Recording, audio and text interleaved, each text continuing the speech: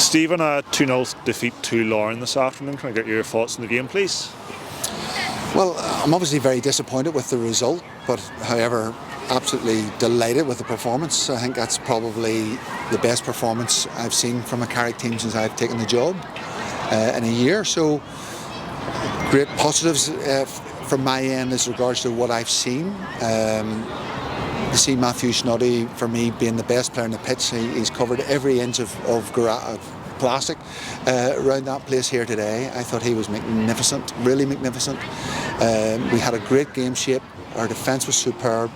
Our second half performance, we were the team that had grew into the game. We were pushing hard before, when the game was sitting at 1-0. And we switch off for one solitary moment in that first half and concede a goal, when we really felt maybe it might have been a corner kick to us just moments before. So those are the fine margins in the game that can do you. Didn't go our way, but you know, we're disappointed with, and Nathan's disappointed with the second goal, of course, which kills the game. But we'll not reflect on that, because the team performance, the defence, all four of them were just brilliant, absolutely brilliant. Midfield, who knew their job out there today, and Jack Scott and Joe, really good stuff. Aidan and Matthew Snoddy, just superb. And then Nettis, of course, and Danny just working tirelessly as well. It was a great team performance, and when the disappointment, and you listen to it inside afterwards, tells you how close they felt they were to getting something here today, and to go up against a Larne team, a full-time team, on a budget probably 10 times ours. It says a lot about how well we have played here today, because they were glad to hear that final whistle. We were more than a match for them here today. Having played so well, maybe just felt like at times we were just lacking a wee bit of quality up front. I suppose especially when you're missing the likes of Adam Ledley and Paul Heatley, it can sort of hurt you a wee bit. But just one of those days maybe where we needed a wee bit more in front of goal at times. I don't agree with that, Ryan. I don't agree with you there at all. We weren't lacking any quality up front. We didn't play. We played with a false nine. We didn't have a centre forward on. We were trying to break the lines through the wide areas. And every man done their job to perfection. You come to a team here like a Carrick or like a Larne, and if you try to play into their hands and try and play a slightly different type of game, you will get exposed, because they've got very good players who can pass the ball particularly well, and they will open you up like Crusaders got opened up the other night and got beat 4, could beat 10. So you must have a game shape. You must understand what you're trying to do, and particularly against the full-time teams who are doing this every day for a living.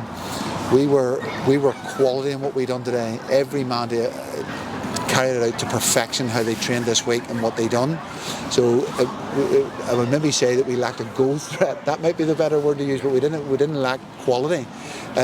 We lacked a goal threat because we didn't have the players high up the pitch in those moments, but you need to earn the right to be in somebody's half. But we grew into that in the second half as regarding because where the game was in its context when it was 1-0. But you're right, when you don't have your Adam Leckies and your Paul Heatleys and people like that to call on when they're injured, then you're lacking something, and that's when you have to dip into a different shape, different style to try and make sure you see your way through a game. And if we'd have got out of here today with a point, we'd all be saying that was a fair result, and what a performance. So from my end, sometimes not always about the result. It's about the performance. If you know, I think I said to you a week or two ago, if I come on here and I said to you we were beat 4-5-0, we were thumped here today, and we were taken to the cleaners, then you're disappointed because the team hasn't played well and everybody hasn't done what they were meant to do.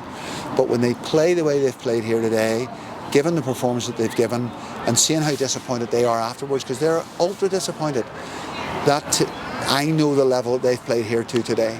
They were superb, really, really superb, and that fills me full of pride that team has, in such a short time, you know, given how many new players we have grown into this so very quickly, and there'll be better times ahead for this team as they continue to grow. But we're still, you know, the squad is threadbare. We've 3 16-year-olds on the bench. We need to add 1 or 2 players. We need to get 1 or 2 players fit and back in the squad long term.